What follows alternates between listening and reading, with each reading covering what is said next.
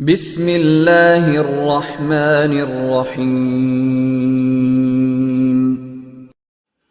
السلام علیکم ورحمۃ اللہ وبرکاتہ۔ الحمد للہ وکفی وسلام علی عبادہ الذین اصطفی، اما بعد۔ حاضرین و ناظرین، یہ درس قرآن نمبر 344 ہے اور آج سورہ آل عمران کی صرف ایک آیت کی تلاوت و تشریح کی جائے گی، آیت نمبر 200۔ اعوذ باللہ من الشیطان الرجیم، بسم اللہ الرحمن الرحیم۔ یا ایہا الذین آمنوا اصبروا وصابروا ورابطوا واتقوا اللہ لعلکم تفلحون، صدق اللہ العظیم۔ لفظی ترجمہ یوں ہے، یا ایہا الذین آمنوا، اے وہ لوگو جو ایمان لائے ہو، اصبروا صبر کرو، وصابروا اور ڈٹے رہو، ورابطوا اور کمر بستہ رہو، واتقوا اللہ اور اللہ سے ڈرو، لعلکم تفلحون تاکہ تم فلاح پاؤ۔ ترجمہ یوں ہے، اے اہل ایمان، کفار کے مقابلے میں ثابت قدم رہو اور استقامت رکھو اور مورچوں پر جمے رہو اور اللہ سے ڈرو تاکہ مراد حاصل کرو۔ اس آیت میں رب ذوالجلال نے ایمان والوں کو 4 باتوں کا حکم دیا ہے۔ پہلی بات ہے ایمان والو صبر اختیار کرو، دوسرا حکم مقابلے کے وقت ثابت قدم رہو، تیسرا حکم سرحدوں کی حفاظت کے لیے جمے رہو، چوتھا حکم اللہ سے ڈرتے رہو تاکہ تم کامیاب ہو جاؤ۔ بزرگان محترم، یہ سورہ آل عمران کی آخری آیت ہے۔ الحمدللہ ثم الحمدللہ۔ پروردگار قرآن مجید کی 114 سورتیں مکمل ہوں اور یہی سلسلہ مرتے دم تک جاری رہے کہ ایک سورت کا آغاز ہو اور دوسری سورت کا اختتام ہو۔ یہ ابتدا، یہ اختتام، یہ ابتدا، یہ اختتام زندگی بھر رہے، اور اے اللہ تیری مقدس کتاب کی اس خدمت میں ہم سب کو لگائے رہے، موت تک یہ سلسلہ جاری رکھیے۔ اللہ، اے اللہ، تجھ سے یہ بھیک مانگتے ہوئے سورہ آل عمران کی اس آخری آیت کی تشریح کر رہا ہوں۔ یہ سورہ آل عمران کی آخری آیت ہے جس میں ایمان والوں سے خطاب کرتے ہوئے 4 نصیحتیں کی گئی ہیں۔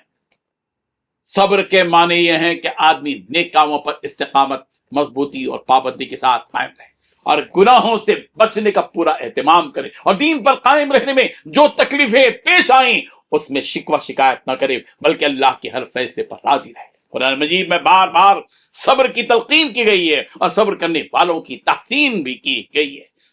سورہ اعراف کی آیت نمبر 87 میں فرمایا گیا، فاصبروا حتی یحکم اللہ بیننا، صبر کرو، تم صبر کرو یہاں تک کہ اللہ ہمارے درمیان فیصلہ کر دے۔ حضرت موسیٰ علیہ السلام نے بھی اپنی قوم سے کہا تھا، استعینوا باللہ واصبروا، سورۃ الاعراف آیت نمبر 128۔ اللہ تعالیٰ سے مدد طلب کرو اور ثابت قدم رہو۔ سورہ یونس میں حضور اکرم صلی اللہ علیہ وسلم کو حکم دیا گیا، واصبر حتی یحکم اللہ، ثابت قدم رہو یہاں تک کہ اللہ فیصلہ کر دے۔ جب دشمنوں سے مقابلے کا وقت آ جائے تو خوب جم کر مقابلہ کریں۔ عام حالات کے مقابلے میں جنگ کی صورت میں صبر کی اہمیت و فضیلت بہت زیادہ ہو جاتی ہے۔ ورابطوا، اس کا ایک مطلب یہ ہے کہ جنگ کی حالت میں اسلامی سرحدوں کی حفاظت کے لیے تیار رہو اور اس کے لیے قیام کرو۔ حضرت سہیل بن سعد ساعدی رضی اللہ عنہ سے روایت ہے، رسول رحمت صلی اللہ علیہ وسلم نے ارشاد فرمایا، اللہ کے راستے میں ایک دن کا رباط دنیا و ما فیہا سے بہتر ہے۔ حضرت سلمان رضی اللہ عنہ سے روایت ہے، رسول اللہ صلی اللہ علیہ وسلم نے فرمایا، ایک دن رات رباط یعنی 1 مہینے کے مسلسل روزے اور تمام راتوں کی عبادت میں گزارنے سے بہتر ہے، اور اگر وہ اسی حال میں مر گیا تو اس کے اس عمل کا روزانہ ثواب ہمیشہ کے لیے جاری رہے گا، اور اللہ تبارک و تعالیٰ کی طرف سے اس کا رزق جاری رہے گا اور وہ شیطان سے مامون اور محفوظ رہے گا۔ دوسرا مطلب مفسرین نے اس کا یہ بیان کیا ہے ورابطوا کا، کہ نماز با جماعت کی ایسی پابندی کرو کہ ایک نماز کے بعد ہی سے دوسری نماز کا انتظار شروع ہو جائے، گویا وہ 2 نمازیں ایک دوسرے سے جڑی ہوئی ہیں۔ حضرت ابو سلمہ بن عبد الرحمن رضی اللہ عنہ سے روایت ہے، رسول اللہ صلی اللہ علیہ وسلم نے ارشاد فرمایا، میں تمہیں وہ چیز بتاتا ہوں جس سے اللہ تعالیٰ گناہوں کو معاف کر دیں اور تمہارے درجات بلند کر دیں۔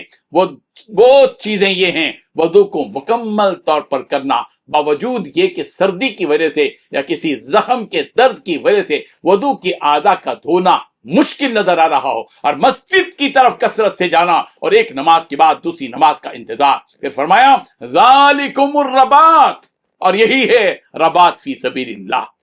اللہ تبارک و تعالی ہم سب کو ان آیات پر، ان صورتوں پر ہم سب کو عمل کرنے کی توفیق عطا فرمائے.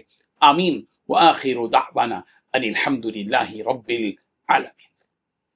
ڈیلی درس قرآن کو سبسکرائب کیجئے، اپنے تاثرات اور مشورے ارسال کیجئے، اور متعلقین کے گروپ بنا کر انہیں روزانہ درس قرآن بھیجیں اور اجر ثواب پائیں.